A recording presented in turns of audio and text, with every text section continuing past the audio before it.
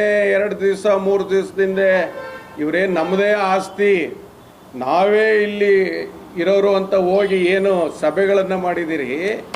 ಒಂದು 100-150 ಜನ ಪಾಪ ಮುಗ್ಧರು ಅಲ್ಲಿದ್ದರು. ನಾಳೆ ನಾನು ಕರೆದ್ರು ಅವ್ರು ಬರ್ತಾರೆ. ಅವ್ರು ಯಾರು ಬೇರೆ ಯಾರೂ ಅಲ್ಲ, ಅವರೆಲ್ಲ ನಮ್ಮ ತಂದೆಯವ್ರು ಕಟ್ಟಿದಂಥ ನಮ್ಮ ಮನೆತನದ ಹಿತೈಷಿಗಳು, ಸಮಾಜದ ಹಿತೈಷಿಗಳು. ಇವತ್ತು ಇದರ ಮುಖಾಂತರ ನಾನು ಹೇಳ್ತಿದ್ದೀನಿ, ಮಾಧ್ಯಮದ ಮುಖಾಂತರ ಹೇಳ್ತಿದ್ದೀನಿ, ಕೆಲವೇ ದಿನಗಳಲ್ಲಿ ಸಾವಿರಾರು ಜನ ಸೇರಿ ನಾವು ಮಠಕ್ಕೆ ಬರ್ತೀವಿ. ವಚನಾನಂದ ಸ್ವಾಮಿ ರೆಡಿ ಇರು, ಮರ್ಯಾದೆಯಿಂದ ಹೋಗ್ಲಿಲ್ಲದ್ರೆ ನಾವು ನಿನ್ನ ಕಳ್ಸೋ ಕೆಲಸವನ್ನು ನಾವು ಮಾಡ್ತೀವಿ. ಯಾವ ದಿನ ಬರ್ತೀವಿ ಅಂತ ನಾವು ಸದ್ಯದಲ್ಲೇ ಪ್ರಕಟಣೆ ಮಾಡ್ತೀನಿ. ಇವತ್ತು ರಾಜ್ಯದ ಎಲ್ಲ ಜನ ಮಠಕ್ಕೆ ಬಂದು ನಿನ್ನ ಕಳ್ಸಂತ ಕೆಲಸ ಮಾಡ್ತೀವಿ.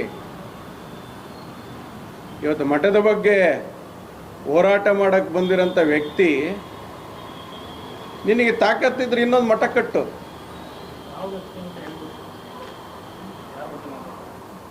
ಯಾರೋ ಮಾಜಿ ಶಾಸಕ ಅಂತ ಹರಿಹರದನ್ ಬರ್ತಾ ಇದ್ದಾನಲ್ಲ, ನಿಮಗೆ ಗೊತ್ತಲ್ಲ, ನಾನು ಹೆಸರು ಹೇಳಕ್ಕೆ ಇಷ್ಟಪಡೋದಿಲ್ಲ.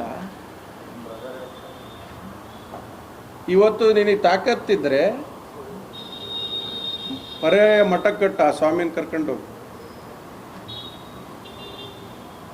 ಕಟ್ಟಿ ತೋರ್ಸು ನಿಂದು ಏನೈತಿ ತಾಕತ್ತು ಅಂತ. ಎಲ್ಲರಿಗೂ ದಮ್ಮು ತಾಕತ್ತಿದ್ರೆ ಬರ್ರಿ ಗಂಡಸರು ಅಂತ ಹೇಳ್ತೀಯಲ್ಲ, ಇವತ್ತು ಸದ್ಯದಲ್ಲೇ ಬರ್ತೀವಲ್ಲಿ. ಇವತ್ತು ನಾವು ಗಂಡಸರಾಗಿದ್ದಕ್ಕೆ ನಾವು ಉಚ್ಚಾಟನೆ ಮಾಡಿದ್ದೀವಿ. ಇವತ್ತು ನಾವೆಲ್ಲ ಕಳ್ಳರಂಗೆ ಬಂದು ಹೋದ್ರಿ ಅಂತಂತ ಹೇಳ್ತೀರಿ. ಕಳ್ಳರಂಗೆ ನಾವು ಬಂದಿಲ್ಲ, ಕಳ್ಳರಂಗೆ ಇದ್ದಿದ್ದು ನೀವು ಅಲ್ಲಿ ಗೇಟ್ನಾಗೆ. ನಾವು ಎಸ್ಕಾರ್ಟ್ನಲ್ಲಿ ಬಂದಿದ್ದೀವಿ. ಎಸ್ಕಾರ್ಟ್ ಯಾರಿಗೆ ಕೊಡ್ತಾರೆ?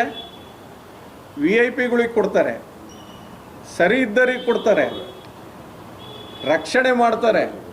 ಸಮಾಜದ ಆಸ್ತಿ ಇವರಿಂದ ಸಮಾಜಕ್ಕೆ ಒಂದು ಬೆಲೆ ಇದೆ ಅನ್ನೋರಿಗೆ ಎಸ್ಕಾರ್ಟನ್ನು ಕೊಡ್ತಾರೆ. ಕಳ್ಳರು ಬಂದಂಗೆ ಹೋದ್ರು ಅಂತಂತ ಮಾತಾಡ್ತಿರಲ್ಲ, ಕಳ್ಳರು ನೀವು.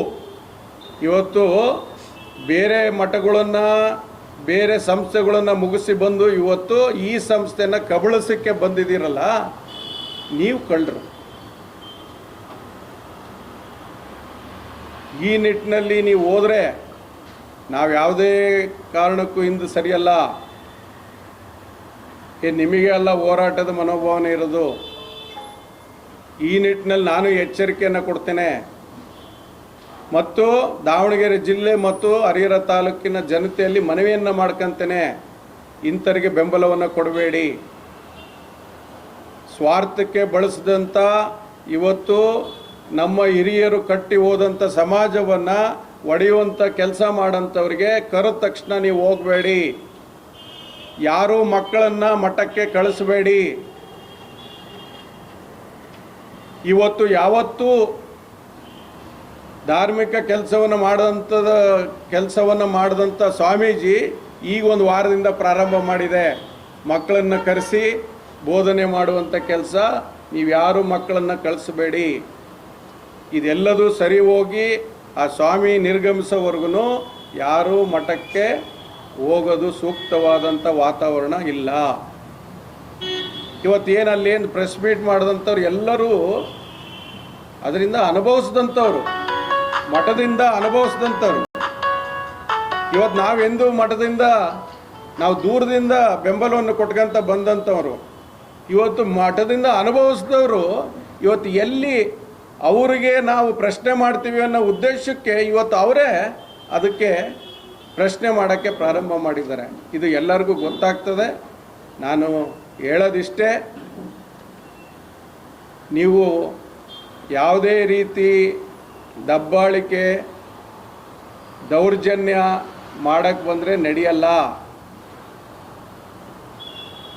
ಈ ನಿಟ್ಟಿನಲ್ಲಿ ಸರಿಪಡಿಸ್ಕೊಂಡ್ರೆ ಭಾಳ ಒಳ್ಳೆಯದು. ಇವತ್ತು ಅಕ್ಕಿ ಎಲ್ಲ ಕೊಟ್ಟು ಅಕ್ಕಿಯೆಲ್ಲ ತಗೊಂಡೋಗಿ ಅಲ್ಲಿ ಮಾರ್ಕೊಂಡಿದ್ದೀರಲ್ಲ ಅದ್ರದ್ದು ಲೆಕ್ಕ ಕೊಡಪ್ಪ. ಈ ನಿಟ್ಟಿನಲ್ಲಿ ನಾನು ಹೇಳಲಿಕ್ಕೆ ಬಯಸ್ತೀನಿ. ಆಮೇಲೆ